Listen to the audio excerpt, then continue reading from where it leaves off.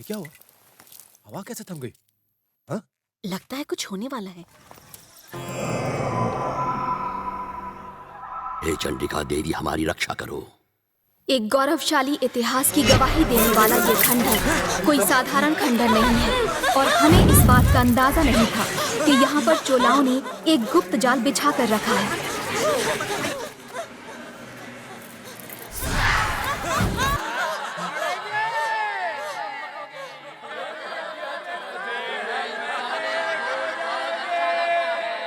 हमें यहाँ से भाग जाना चाहिए, वरना हम जिंदा नहीं बचेंगे। पागलपन की हालत में राजा, अनीता और लावण्य आगे बढ़ते हुए एक गुफा के द्वार तक पहुंचते हैं, जहां उन्हें मिलता है मशाल लिए हुए एक इंसान। हे चंडिका देवी, अंततः तुमने दूसरे दुश्मनों की तरह इन्हें भी हम तक पहुंचा दिया। वहीं रुक जाओ। ये साधारण दिखने वाला मनुष्य हकीकत में एक धार्मिक गुरु है। ऐ लड़की, आ गया। जिसके पास ऐ युवक, अब तू इधर आ। गुफा की गहराइयों में एक ऐसा अनोखा संसार है जिसका आधुनिक दुनिया से कोई वास्ता नहीं। ये क्या? चोलाओं का निशान? इसका इलाज करके इसे बचाना होगा। ऐसा लगता है मानो समय सालों पहले ही रुक गया हो। ये एक ऐसा साम्राज्य था जिसकी कल्पना शायद कोई सपने में भी न कर पाए। चोलाओं के तांत्रिक ने राजा का उपचार किया और उसे एक नया जीवन दान दिया। कभी अपनी अपार संपदा के लिए विख्यात चोला साम्राज्य अब एक भयंकर संकट से जूझ रहा था, जिसकी वजह थे पांड्यन, जिन्होंने चोला साम्राज्य पर आक्रमण कर दिया। चोला के राजा ने अपने पुत्र को बचाने के लिए कई मौत के फंदे बिछाकर इसी गुप्त स्थान पर भेज दिया था। चोला राजा पधार रहे हैं, सब लोग महल में पहुंचो।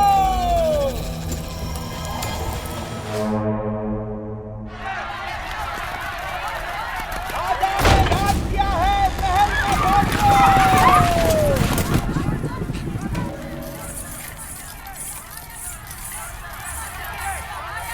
ये है चोलाओं की महारानी, ये है राजकुमारी और राजकुमार। आज इन लोगों के लिए खाने का दाना भी मिलना अस्तित्व की लड़ाई बन चुकी है। कुछ चोलाओं का मानना था कि पांड्यन की मूर्ति चुराने की वजह से उन्हें श्राप लगा था। चोला के राजा को आज तक उस ईश्वरीय दूत की प्रतीक्षा है जो इन सब के लिए खुशहाली का संदेश लाएगा। एक ऐसा संदेश जिससे चोलाओं का खोया हुआ गौरव, उनका खोया हुआ स्वर्णिम युग फिर से लौट आएगा। इन नागरिकों को उम्मीद है कि चोला राजा इन्हें अपने साथ अपने राज्य लेकर जाएगा। इन चोला नागरिकों की जिंदगी पर बदकिस्मती से किसी की नजर लग गई। ये लोग धीरे धीरे बर्बाद होने लगे। न खाने को रोटी थी, न पीने के लिए पानी, और ना ही तन को ढकने के लिए कपड़ा।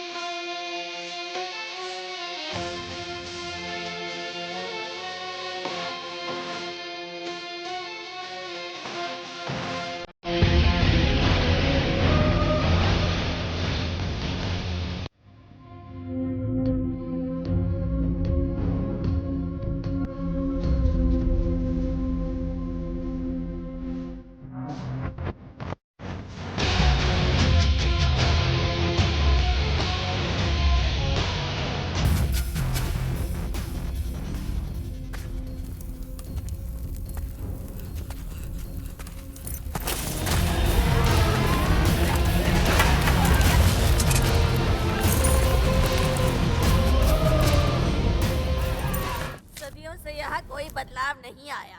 न खाना है न पानी है। कब आएगा हमारी खुशहाली का दूत राजा? तुम तो महल में भोग विलास से रहते हो और तुम्हें कोई नहीं बताता कि हम बाहर क्या क्या मुसीबतें झेलते हैं। तुमने तो कहा था कि दूध के आते ही यहाँ खुशहाली आएगी। अगर किसी दिन यहाँ बगावत हो गई तो उसके जिम्मेदार तुम और तुम्हारा चोला राजवंश होगा।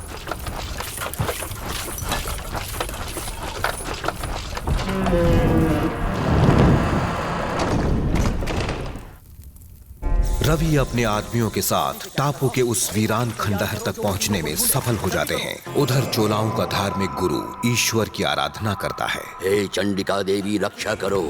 अपनी दैविक शक्ति से चोलाओं के तांत्रिक को किसी दुश्मन के पास आने की भनक लगती है और वो गुफा के बाहर के खंडरों को तबाह कर देता है।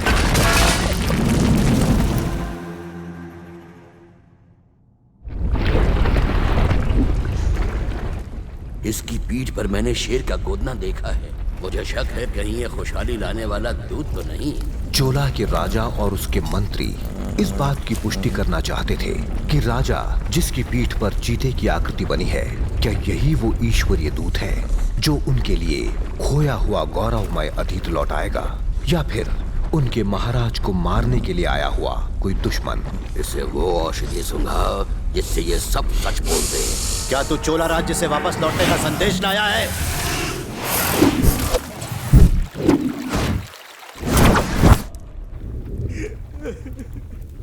तेरी पीठ पे ये क्या गुदा हुआ है?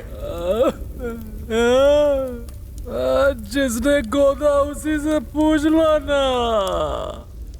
इस समय मुझे बहुत भूख लगी है, कुछ खाने को दे दो। 10 दिन से कुछ नहीं खाया।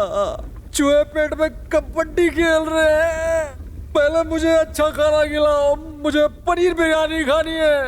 उस औरत को तो मैं छोड़ूंगा नहीं।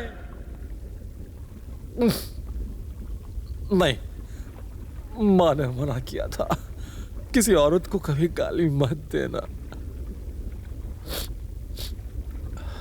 लेकिन अनीता के लिए तो मैं अपनी माँ का कहना कभी भी नहीं मानूंगा।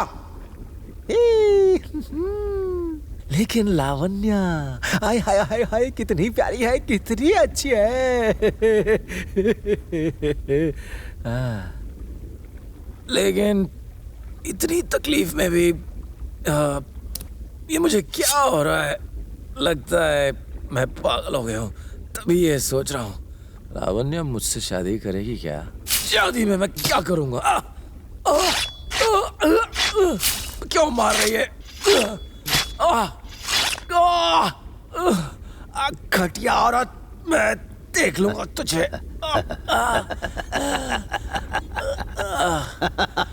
छोड़ूंगा नहीं तुझे। तू इसी दूध की बात कर रहा था? ये पागल हमें अपनी मातृभूमि ले जाएगा, ये पानी बरसाएगा। तू भी इसी की तरह पागल है। खत्म कर दे इसे।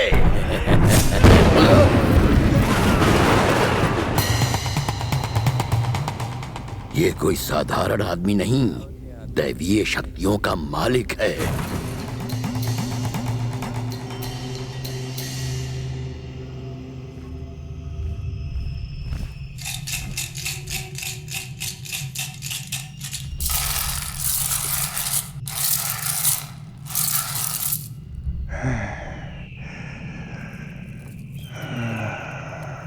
चोलाओं का तांत्रिक अपनी जादुई कौड़ियों से अनीता की असली पहचान और वहां आने का मकसद जानने की कोशिश करता है। ऐ देवी, तू हमें बता, क्या है ये बला? लेकिन कोई सीधा उत्तर न मिल पाने की वजह से वो और झल्ला जाता है। वो उसकी बलि चढ़ाने का फैसला करता है।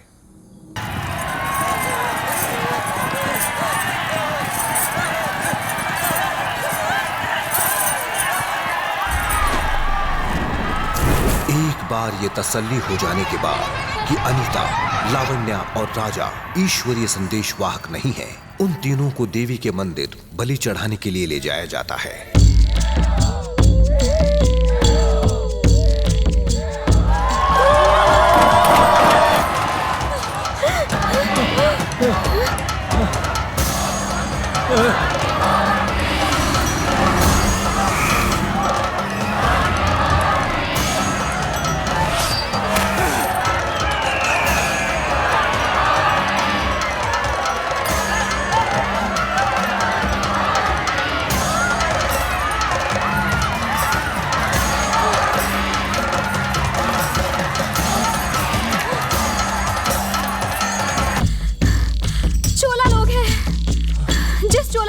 नाच रहे थे, ये वही है।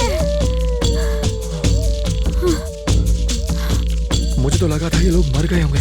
मुझे भी यही लगा था, पर ये तो जिंदा है और कई पीढ़ियों से यही है। ह्रीं क्लीं मुक फट स्वाहा।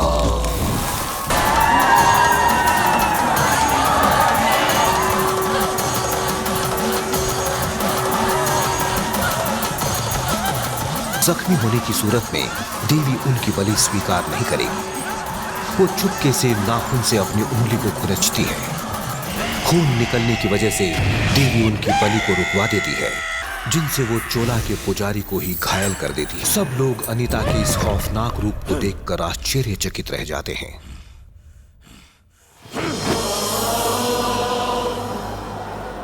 अचानक अनीता की पीठ पर एक चीते की आकृति उभर आती है, जिससे सबको भ्रम होता है कि यही वो ईश्वरीय दूत है जिसकी प्रतीक्षा वो सालों से कर रहे हैं। सब लोग अनीता के आगे नतमस्तक हो जाते हैं।